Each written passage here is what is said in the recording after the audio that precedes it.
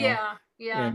and to She's give you kind of some an feedback. interesting take on it, really. I think like some people who present as an Akashic Records reader may not be super palatable to me even. But Mhm. I find Lindsay specifically to be really easy to listen to because probably because she's so earth based and very interested and curious about the natural world. She doesn't. Yeah. Yeah, It, it, but it sounds like she gets messages from the trees and the plants and the mountains and stuff too, right? That I mean, I yeah, kind of picked up that at the beginning. So absolutely. that's Yeah, kind she of does. cool because I do too. I don't call it Akashic Records, Yeah, you know. I exactly. just call it downloads. And I think But that there's probably a crossover there that's happening, and she had mentioned that before to me, which is that it's people are tapping in or the records are dropping in whether you're consciously like connecting or not, and yeah, it's what you might call a download or an aha moment or just a right, revelation where something's coming to light, so right. I would say that the formality of sort of this opening and closing and having a direct focus is sort of a tool to help focus attention. Is my Yeah, take on it. But yeah. many I mean, ways. you get in the still point, and then the channel's open. The way I look at it, I just it's kind of like somebody says they're a Akashic record reader or they're a channeler or whatever. It sets up kind of this whole expectation for when somebody says that. Oh, yeah, really. And for me, it's almost somewhat of a turnoff. I just want to meet a person like you've talked to me a little bit in our sessions, and it just comes out naturally. The Akashic record, like for who I am, I'm more comfortable with that. And Yeah. I don't know. I never really wanted to have my records read in that way. I figure, the universe will show me what I need to know about my records, or it'll come through organically in a situation like working with you or somebody like you, Well, yeah, I agree with you on many levels, and it's interesting. My husband was he was like, I get biofield tuning, I get how that works and your energy and your body. He says he lost me on the Akashic records, and so Ah, it's so I get that, and for me, it's just it's a fun exploration, something new, something different, and I don't sure. necessarily bite down on everything that I explore, So I don't Right. I'm not gonna. I find that I don't want to label myself or box myself in. But something I Mhm. noticed with learning about the Akashic Records through Lindsay was that and then playing around with that while doing tuning sessions, like, okay, I'm going to have a formal acknowledgement of that Right, order, that template is there, and right. formally try to make that connection, the intention to let that be a part of a session, because it felt like I was already opening that door, so to speak, as soon as I have permission between somebody and myself. Right, I'm kind of already opening what would be called their right. their records, which is really Right. your biofield, right? And so your biofield is a Yeah, record of everything about you, including ancestral information. And so it makes right. sense to me that I'm already doing it.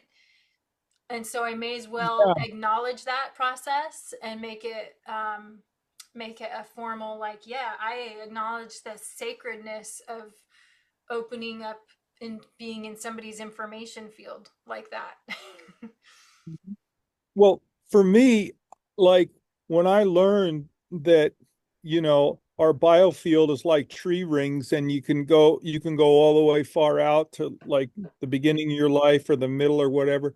Like that was wonderful information, and I'm totally like open and comfortable with that. But when somebody says they're going to go to the to the ether, to this place where there's these books supposedly that have all these records. Yeah. I'm a little bit more like your husband in that. It's like, oh Yeah. really? Well, yeah, I mean, I'm sure it's out there, but if I can conceptualize it in my biofield, it's a lot more assimilable, and I Huh. think it might be to other people as well. But Uh-huh. I don't want to I don't want to speak for them. But to me, it's more concrete because it's Yeah. part of me. Yeah. It's not like Well, you got this person that's got this gift that's going going somewheres and somewhere, they're it bringing gets it a back little to funny you. like that. Yeah. When we talk about remote anything, it's and so you start getting Right, into the concept of a holographic universe, or that the information field is everywhere, or that you can access everything through the universe from within, right? And so right, is it right. that she or the readers are going somewhere? Are they really leaving and being somewhere else? Or what is that? I don't think so. It's I think it's a construct of our left brain. I think it's there all the we time, and we can created just it. step into it because we're Yeah. really we when we fully awaken, we realize that we're in a timeless state, you know. Hmm. So there's no going back or going forward. It Yeah, all it is could right. be we're all talking about the same thing, and then this Akashic records can be people take it and kind of run with it in different directions, Yeah, and yeah, absolutely a construct like we create with our thoughts and our minds, and so if just like we can create realms, right? We can create gods, heavens and hells. Why would we not be right, able to create this place that is called the Hall of the Records, right? It could be right, experienced differently from depending on what your belief construct is all about. If you right, are a particular right, religious faith, what does that hall look like? And then what kind of beings do you talk to? Are they, it's a reflection almost. And so, yeah. Is yeah. Jesus there, a Buddha or Muhammad? You know, yeah. Right. So Yeah. Yeah. So that brings up, you ask what's going on with me. So that brings up an interesting, somewhat corollary to this is I've drummed for a long, long time, you know, quite a number of years now. And I've always, up until very recently, found it challenging to like go down a portal and then go to this imaginal world and populate this imaginal world with all these different entities, be they animals or beings, you know, extraterrestrials, archangels, you know, star, whatever. So in the last few weeks, something shifted for me, and I think it was through this yeah, it was through this podcast that my friend Gwen sent me. And it was Gabor Mate and some Buddhist woman. And it was the the theme was specifically in 3D. It was about what's going on in the Middle East.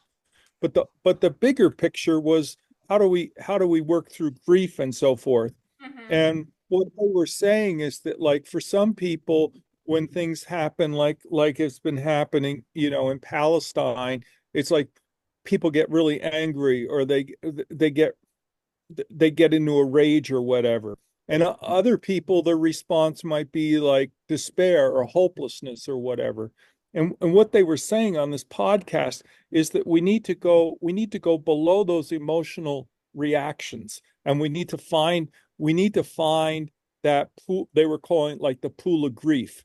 Because when we enter the pool of grief, then we're beyond the emotional turmoil, and we're actually in a place where we can begin to how you say like begin to see this with new eyes and begin to have compassion on people that are on both sides instead of be reacting like that's awful or that you know this should happen or that should Hmm. happen. Hmm.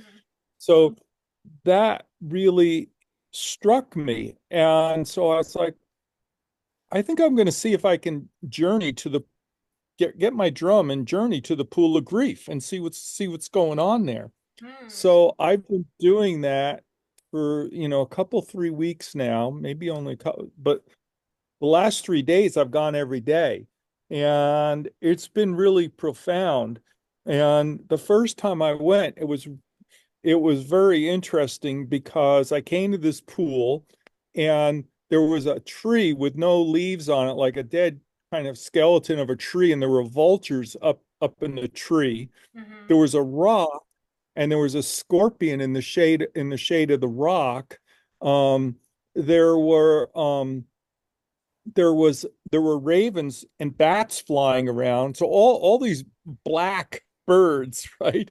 And then the whole atmosphere felt charged with owl energy. It was it was really fascinating. And this is all just like unfolding, right? Mm-hmm. And then there's these two ladies that are on the shore of this pool, and they are doing there's a like a hearth that they're tending. And then I made the connection that these are the sisters, the Hyades sisters, who are the weepers. And I've been looking in the sky trying to find a Hyades because I know it's connected to the Pleiades and it's not far away. I haven't quite. I think I might have seen it a few mornings ago, and now I've learned that it's right near Aldebaran, and I can find Aldebaran quite easily. So I've been just like doing this whole exploration just simply with my drum and going down. It's like they go through the earth, and then there's these strata that are like areas of higher density that I have to drum through. And then I come to this pond. And every day has been different.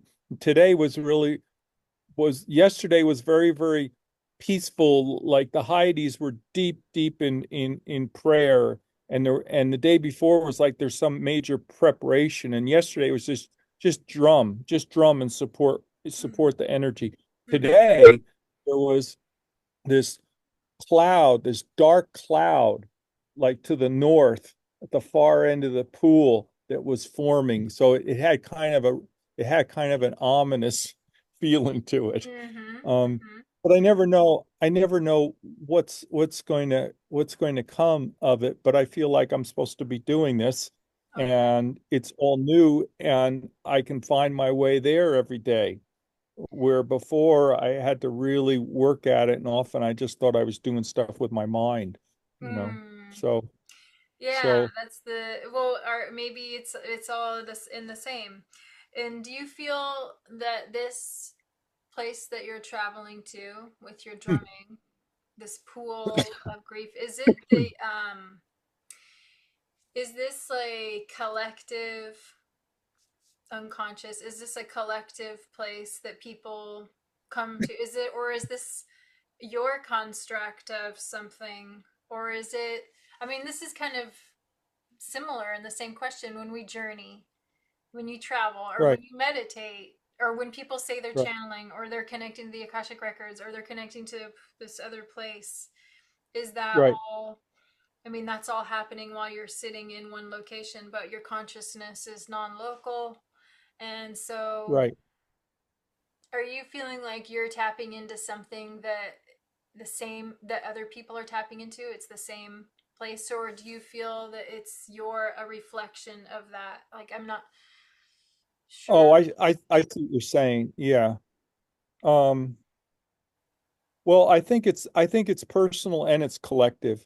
Um, whether it's like, if you think of the Akashic record people, are they going to the same quote destination? Right. I don't know. And I have not seen, to this point, I've not experienced anyone else that I recognize there. Where in previous drum journeys, um, some of my ancestors would show up, particularly my great uncle Johnny and my aunt. And this is like the only beings there are not they're not humans at this Mm-hmm. point. Mm-hmm. Yeah. So I'm kind of showing up more as a spirit, I think, Mm-hmm. than as a human with a personality.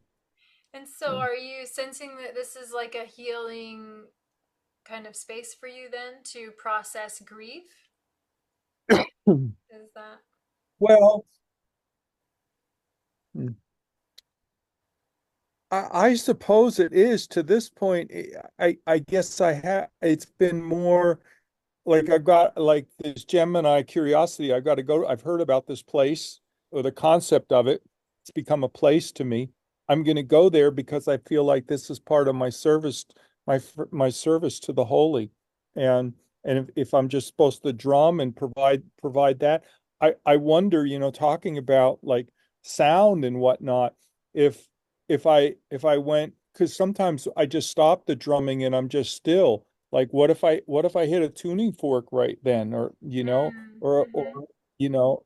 a singing bowl? I mean, there's all kinds of different ways that like traditional, the way shamanism's taught, you go to the middle, you go to the underworld or the middle or the upper world. This would probably be more like the underworld, Mm-hmm. and you drum your way there, and then you drum, and then you do a fast drum beat, and you return, and I'm kind of like go in there, and sometimes I just, so to speak, soak there and just be, Mm-hmm. and take Mm-hmm.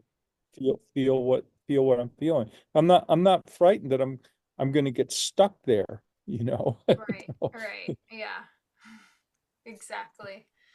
Well, it's a just so it's like a modality to go into yourself and the different aspects of yourself is what it sounds like. And tuning forks certainly could be introduced into something like that. It's all about like experimenting, right? You can stop drumming, Right, and if you feel called to introduce a new tone, a new sound, and what you're doing, is very similar to how Eileen teaches the tuning, which is your curiosity is really leading the way. You're sitting back right, and allowing for something to happen. And so without expectations, you can learn a lot. It just opens up in different right, directions. And so that people can get frustrated with tuning forks because they're like, I don't know what I'm supposed to be doing. Is this working? What's going on? It's like, well, what are you right. noticing is going on? The Yeah, subtleties in your yeah, own body. What are you noticing? What kind of right, thoughts are coming up? What feelings are coming up?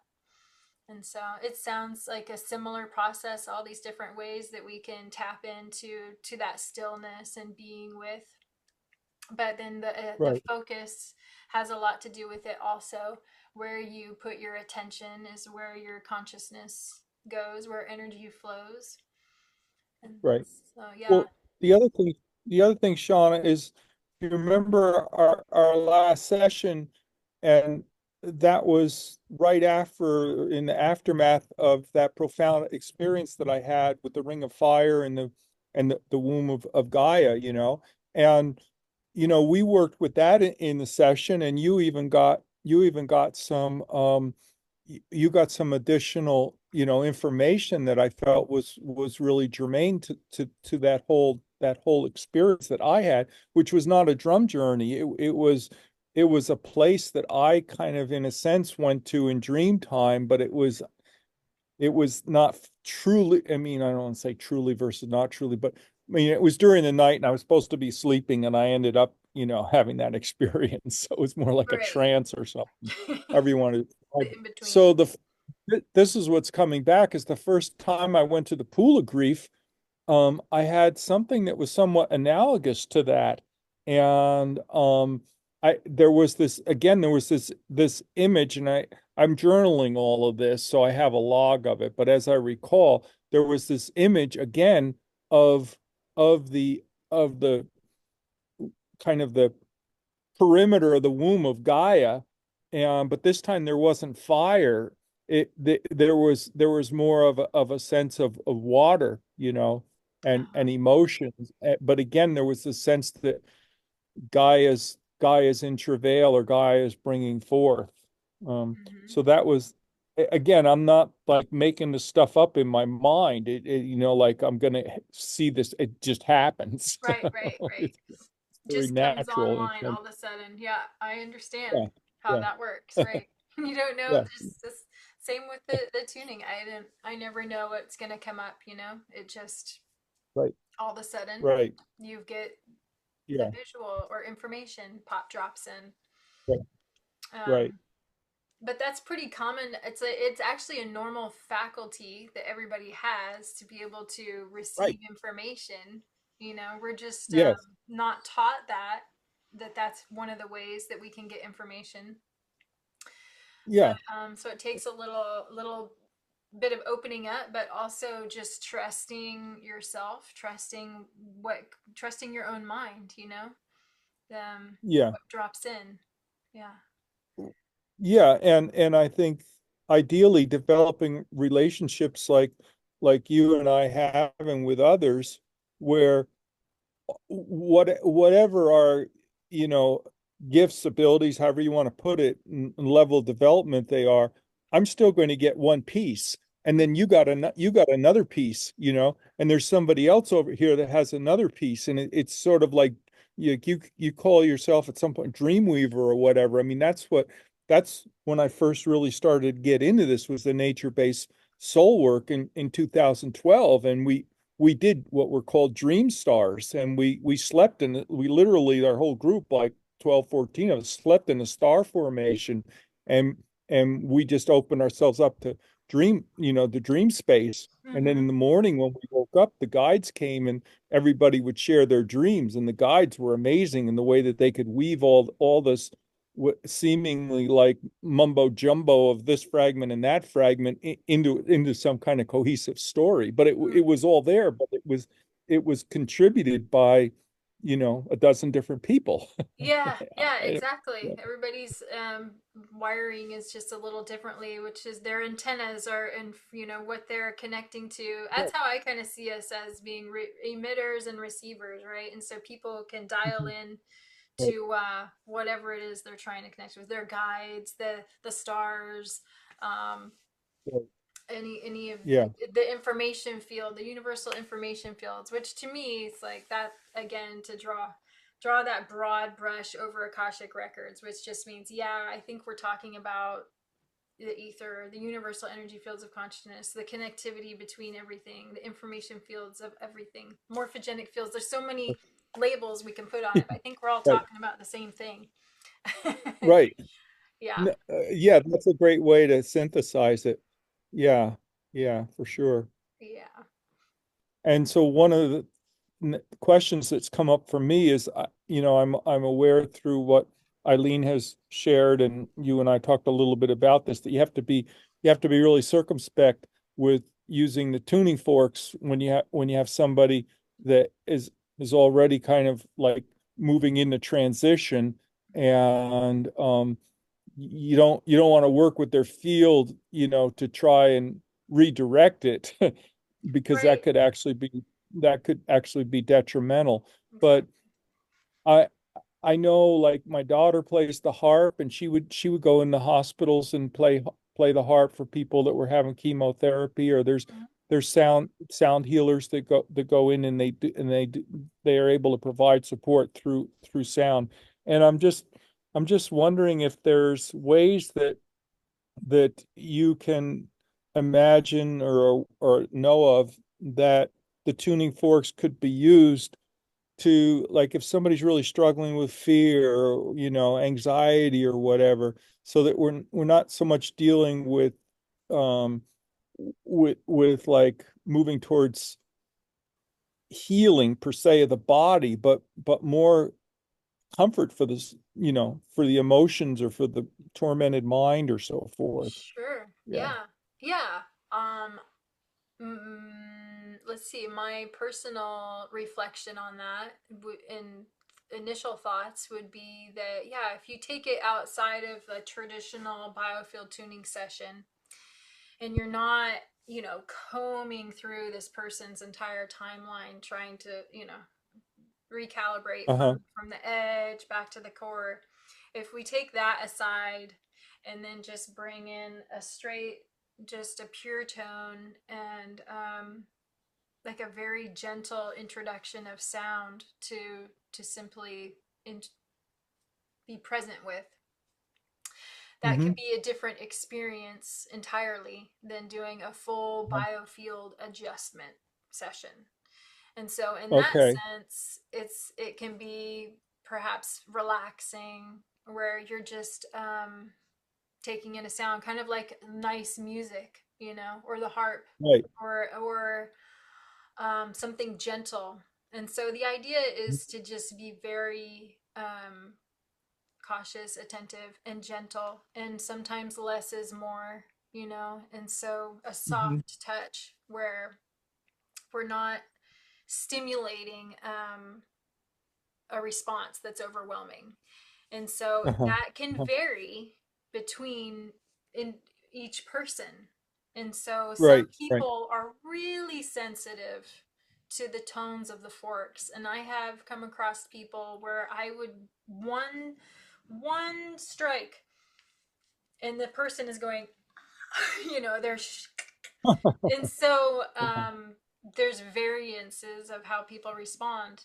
I've also had the opposite effect. One strike and a person goes, uh, and they're Yeah. just visibly Right. relaxed. And Mm-hmm. so that Mm-hmm. has to do with um, paying attention to the response of the person, maybe starting with something really gentle and light, not. Right. And so that brings in the different tones that we use. Some of them are more straightforward and kind of like direct and really want to get to the bottom of things. And then we have higher tone frequencies that are more of like a Tinkerbell sort of tone and and so we can be careful as far as that goes. And then there's also forks, as you know, that are not sound. So the weighted forks, maybe, perhaps. And I would just monitoring their response every Yeah. bit of the Yeah. way. Um, Mm-hmm. and then it may be appropriate and okay to do a simple Earth star, Sun star adjustment, just a really. Uh-huh. And it's the same kind of advice with children and babies as well. Less is more, lighter approach, maybe just the Uh-huh. opening Uh-huh. sequence, but Mm-hmm. definitely not field work. So that's an Mm. option. It's not forbidden. It's just like one of Huh. the cautionary guidances that to be aware of. Okay. So yeah, hold on. Have you done that with anyone or know any other practitioners that have actually, been of support for people that are getting ready I to leave don't, this life? but I'm gonna make a note of that to look into it and find out what other tuners are doing, or what if I can get some more guidance information about that. Um, Because I would feel comfortable going in there with like a crystal bowl, say for the heart chakra or whatever. mhm. Um, Yeah, I but think I don't know that the highest tuning fork is it 428 or 528, the one you use at 528. the end of this. Yeah, like I really like that one, but that's just a personal Exactly. preference. It's personal. Some people might find that to be really shrieky and shrill or something, it just Uh-huh. depends on the person. Mhm. I find that the 144, which is a really low tone, I love that. But a lot of people find that that's ugh, So it's just depends on the person. A lot of the Mhm. other techniques that are recommended for people at end of life would be Reiki, and just Yeah, being with them. Place hands on, just running energy through. right. Mm. Um, yeah, I mean, I will look into it more and see if there's other people who are working specifically in that area. Yeah, that would be good to know. Testimony that, she hadn't felt that grounded in a long time and she had a good night's sleep after the session. Nice. And, That yeah. I mean, she's a musician and she's familiar with all that, but she's participated in a lot of different modalities and so forth. Um, and that was really nice to hear. It takes, it varies between each person how long that takes to really process a session and what the results are, you know, where how you feel after the first few days and even a week, a Yeah. month even. Yeah. Yeah. Right. So, Right. especially Yeah. that first one can be pretty intense, Hmm. Hmm. but it's Yeah, and nice.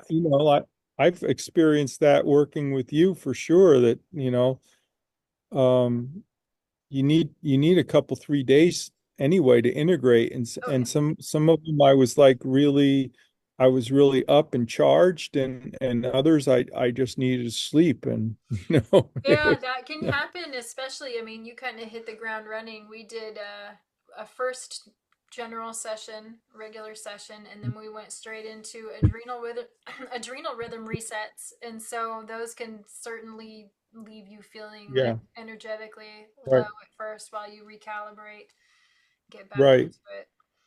I've done yeah, some tuning sessions where a couple of times where I have tuned the endocrine system. And so I would comb and get and drop into the ah, pituitary right, and the thyroid, you know, and work my way down just with working with the organs and right. the glands.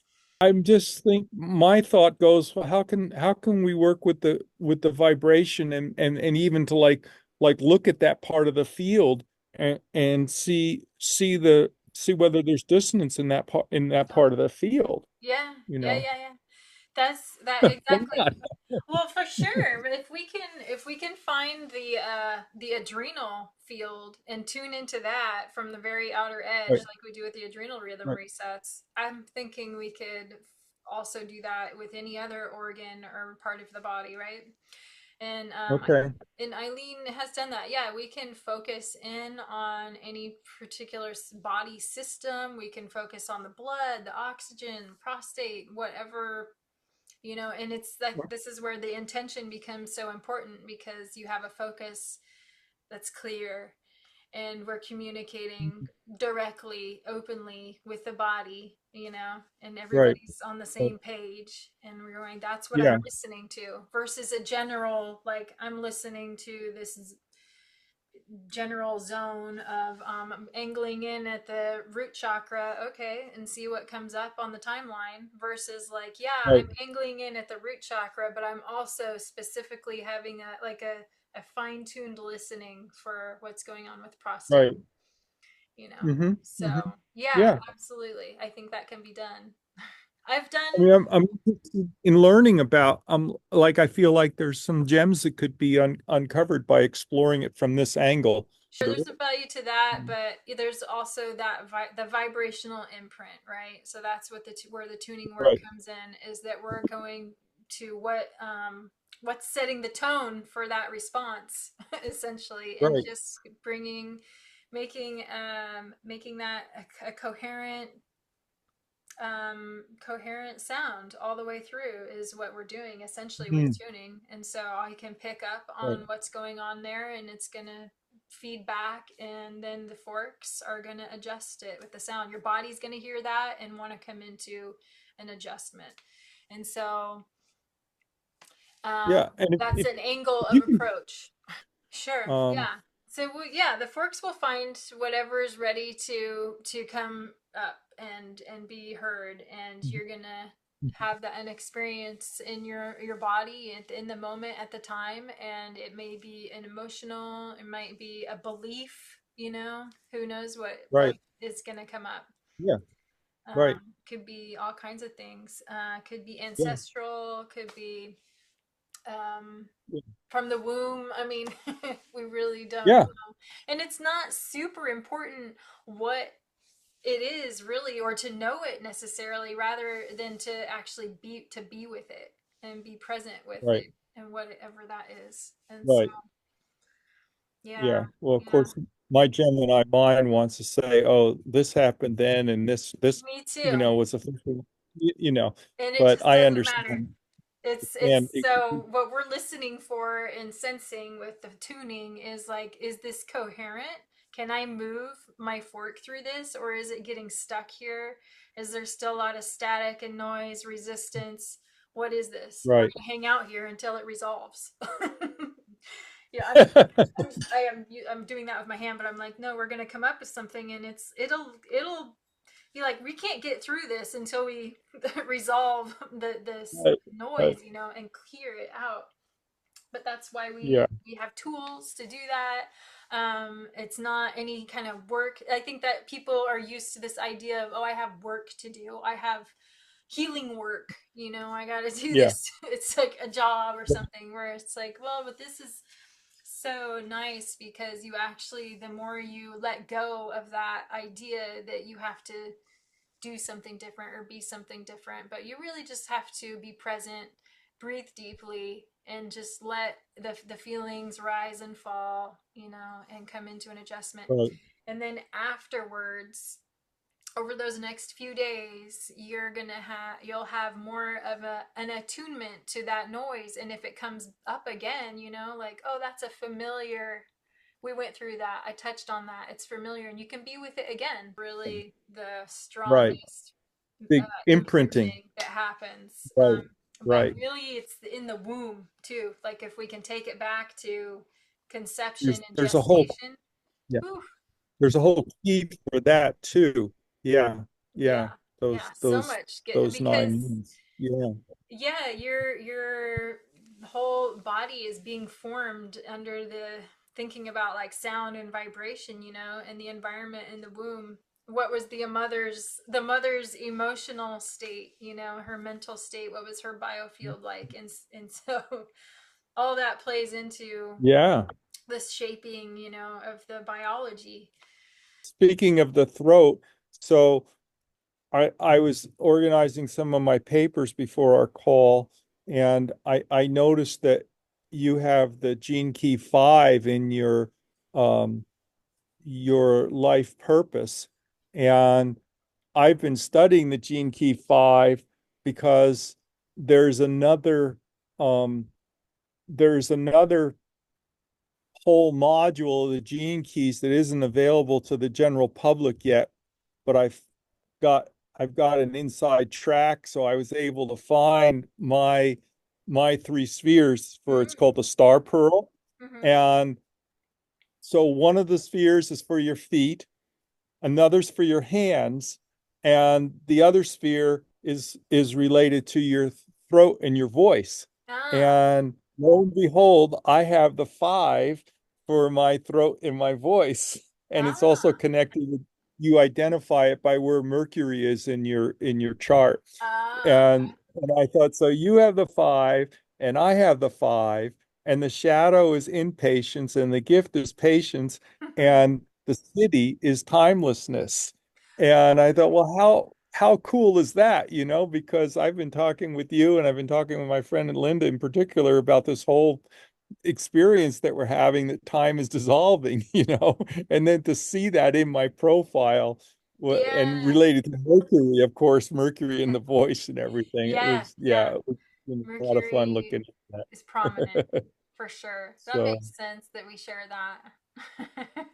The yeah, timelessness. Yeah, I don't have a problem with it. It doesn't mess with me to see things in that way.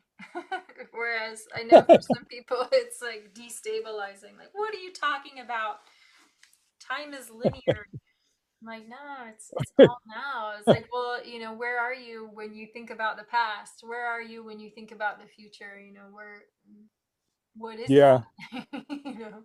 yeah, I enjoy our chats, and keep the questions coming, as much as you have them, and I'm happy to sit down and talk with you about any of this stuff. Really, keep keeps things yeah. very Well, I love interesting.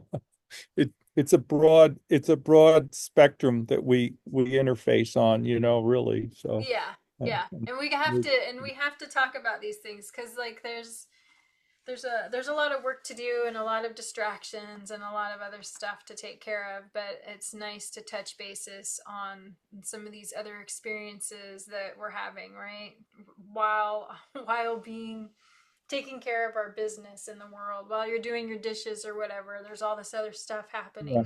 you know Well, it's very grounding for me, because so many people in my local universe, on one level or another are spinning out right now, and it's nice to have a friend that there's this there's this connection of stability, and it's not that we don't have our up or down days. That's not it at all. But No. there is a level of groundedness that we share, and I'm very grateful for that. So when we have these points of connection, I feel like it just solidifies us a bit more, Yeah. into the mother. Yeah, I like And that for sure. It keeps things grounded, even though we're talking about ether and our, shamanic experiences, but it's rooted, right, in it being. is. Yes. Yeah, Yeah, yeah, exactly the way it should be. yeah, So, exactly. It's descension into the body. Get in here, be present. right. So, thank So, you again.